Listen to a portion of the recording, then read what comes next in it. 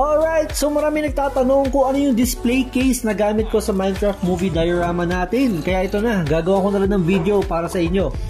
First, ito yung container. Nabili ko itong storage na to sa Shopee. Hindi sana siya for Happy Meal toys, pero tinry ko and cute pala yung kinalabasan. First, nilagay ko yung grass as base, then nilagay ko yung Happy Meal boxes as backdrop.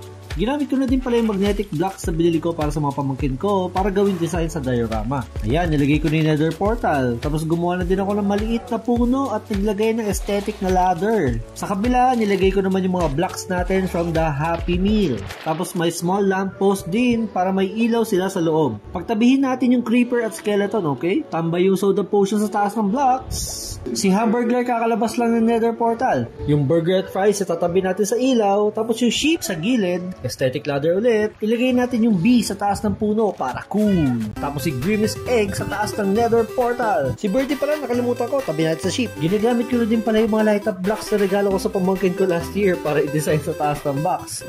Sorry guys, dito muna gagamit. At ito na ang finished product montage. Let's go!